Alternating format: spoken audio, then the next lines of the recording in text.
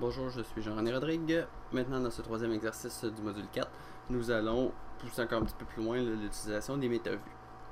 Donc, dans cet exercice-là, on a dans l'espace objet qui est dessiné le dessin en vue isométrique d'un équipement mécanique. Ensuite de ça, on a une vue, encore en vue isométrique, du détail d'une des parties de l'équipement présentée à une autre échelle. Donc, c'est la partie ici là, de support. Puis finalement, on a ce support-là dessiné en vue orthogonale à l'échelle 1 pour 1. Donc, ce que je vais faire, c'est en faire la mise en plan comme l'exemple qui est présenté ici. Donc, je vais insérer mes 3 métavues. Je vais les mettre à la bonne échelle. Je vais verrouiller les métavues pour verrouiller l'échelle. Puis, on va faire une petite partie de cotation. Voir comment ça se fait là, dans l'espace papier. Première chose, je vais créer les 3 métavues. Je vais regarder. Il se termine ici entre le 4 et le 3. On va la bonne taille. Donc, je vais dans présentation. Une métavue rectangulaire. Je pars du coin ici en bas. Et je vais venir terminer ici. Ensuite, je vais en faire une autre qui va terminer à peu près aux 2/3 de la section C. Donc, je commence ici. 2/3 de la section C, c'est grosso modo ici. Puis une dernière métavue, comme ceci. Je peux rentrer dans chacune de mes fenêtres de présentation, dans chacune de mes métavues en double-cliquant dessus. Donc, présentement, je suis rentré dans l'espace objet. Si je déplace avec la roulette de la souris, je vais déplacer mon dessin. Si je tourne la roulette de la souris, je change l'échelle de mon dessin. Cette zone-ci, selon mon exemple, je veux qu'elle soit l'échelle 1/8 de pouce égale 1 pouce. Donc, je vais venir imposer cette échelle-là. Ici, j'ai 1/8 de pouce égale 1 pied. J'ai pas l'échelle 1/8 de pouce égale 1 pouce, donc je vais simplement la créer. Je vais aller dans personnaliser. Je vais en ajouter une nouvelle. Je veux qu'elle s'appelle 1/8 égale 1. Ça, c'est seulement son nom, ça n'a aucune influence comment on va l'écrire. Unité de papier, 1/8 c'est 0.125 sur unité de dessin de 1. OK. Et OK. Maintenant, je peux venir l'utiliser. C'est 1/8 égale 1 pouce.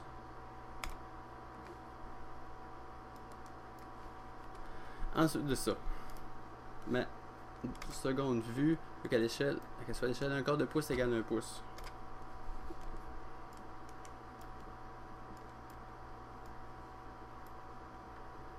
Puis, on va représenter cette vue-là. Donc, un quart de pouce égale 1 pouce, je ne l'ai pas non plus dans la liste. Donc, je vais venir aller dans personnaliser. Je vais en ajouter une nouvelle.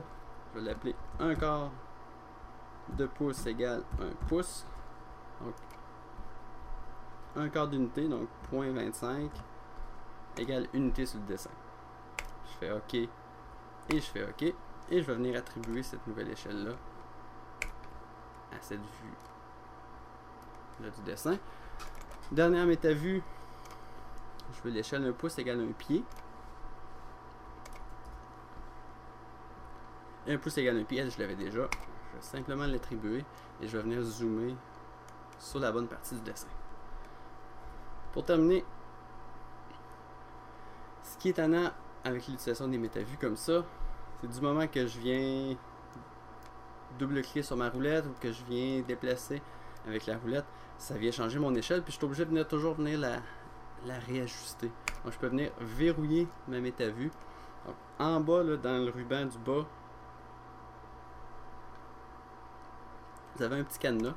Donc venez cliquer sur le cadenas, puis à partir de maintenant, lorsque vous allez déplacer, même si vous êtes dans cette fenêtre-là, on constate qu'on est dans la fenêtre parce que son contour est en surbrillance. Si vous déplacez avec la main ou si vous tournez la roulette de la souris pour changer le zoom, ça ne va pas changer l'échelle de la métavue. Donc, on voit qu'elle est verrouillée. Je peux la déverrouiller. Présentement, si je déplace, ça va déplacer l'image dans la métavue. Donc, je viens la verrouiller. je vais basculer dans ma deuxième métavue, je vais la verrouiller, et dans ma première, je vais la verrouiller aussi. Ensuite, je vais ajouter les cotes dans l'espace papier. Donc, c'est important que je sois dans l'espace papier. Donc, pour faire ça, j'ai double-cliqué à côté de ma feuille. Présentement, je travaille sur ma feuille de papier et je ne travaille pas à travers ma métavue pour venir modifier mon dessin dans l'espace objet. Si je suis dans une métavue puis que je viens modifier, donc je viens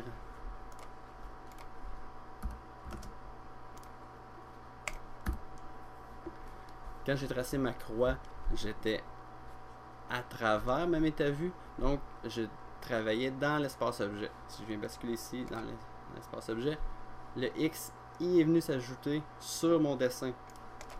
C'est pas ça que je veux faire pour ma cotation. Je veux que ma cotation elle soit dessinée sur ma page de papier, sur ma feuille de papier. Donc, il faut que je quitte l'espace objet pour aller dans l'espace présentation, dans l'espace papier. Donc, je clique à côté de la page. Là, si je fais un X,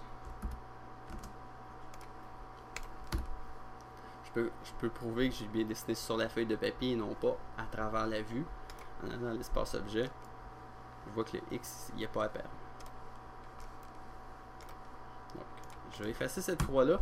Je vais plutôt faire ma cotation. Donc, dans mon exemple, là, il y a 1, 2, 3 cotes et une cote de diamètre à ajouter. Donc, je vais prendre l'outil ici de cotation.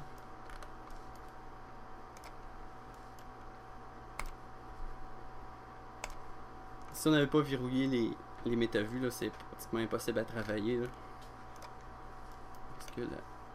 Parce que le zoom n'arrête pas de changer. Une cote ici.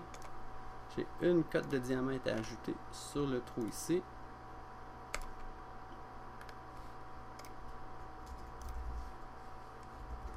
Et une dernière pour la hauteur. D'ici à là.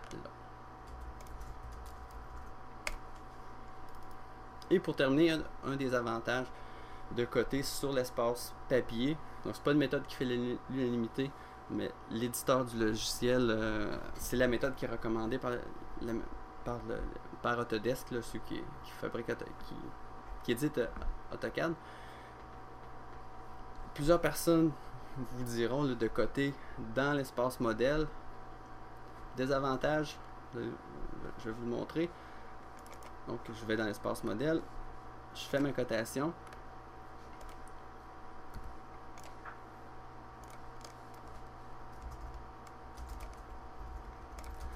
Ma cote, elle apparaît trop petite.